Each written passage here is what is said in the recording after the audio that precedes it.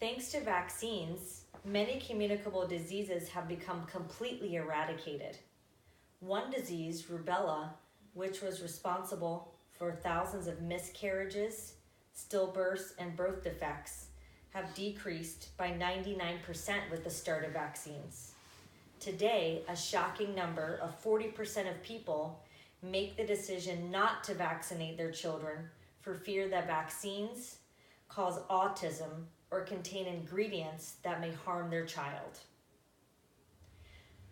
An unvaccinated child is 35 times more likely to contract a disease that could have been prevented by vaccinating. Unvaccinated individuals who contract a disease can have lasting effects such as seizures, sterility, miscarriages, and even death.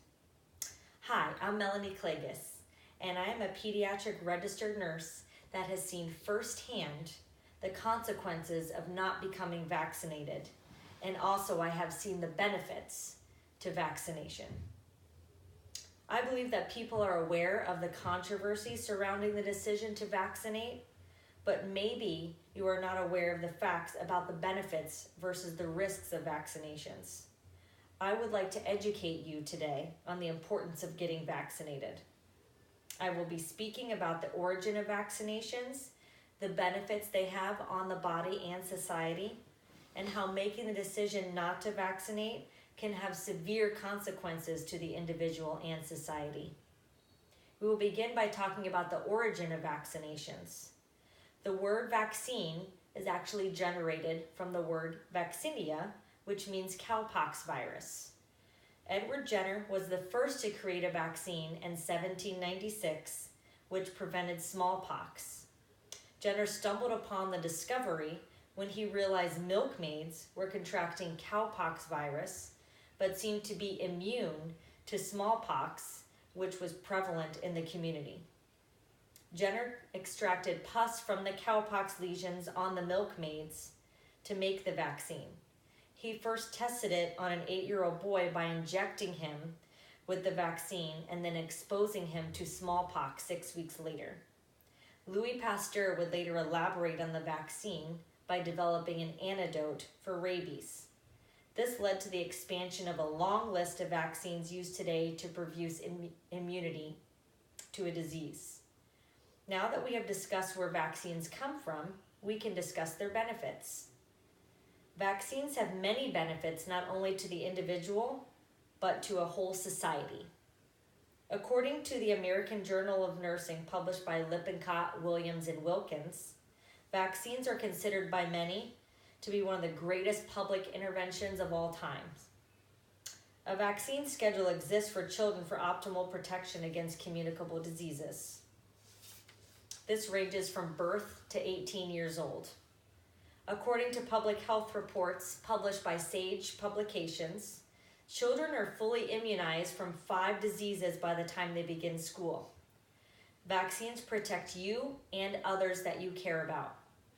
According to the U.S. Department of Health and Human Services, if we continue vaccinated now and vaccinating fully, parents in the future may be able to trust that some diseases of today will no longer be around to harm their children and grandchildren in the future. Diseases that once killed many people have been totally eradicated or are close to it thanks to the development and administration of vaccines. Polio, which was once a very feared disease that caused paralysis and death, no longer exists in the United States with the development of the vaccine. Now that we know about the benefits of receiving vaccinations, lastly, we will discuss the consequences of not vaccinating. If you travel with your unvaccinated child outside the country, you put them at great risk for prominent communicable diseases in that area. Many of the preventable diseases in the United States remain prevalent and common in other parts of the world. There are medical, financial, and social consequences of not getting vaccinated. According to the Department of Health, people who choose not to vaccinate their children also put others at risks if their child isn't vaccinated and becomes ill. Special groups of people cannot be vaccinated, including those with compromised immune systems, such as those with leukemia and other cancers.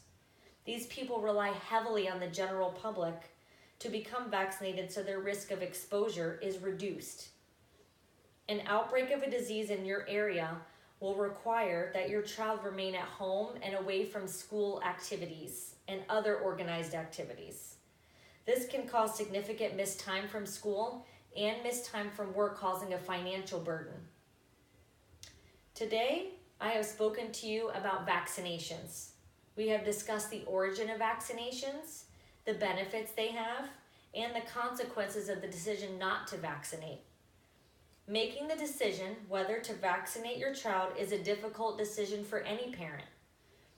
Becoming educated on the subject from credible sources when arriving at a decision not only makes you a good parent, but makes you knowledgeable. Get informed. While there are pros and cons to every decision in life, the benefits to vaccinating far outweigh the risks. Vaccines protect generations and save lives. Will you protect yours?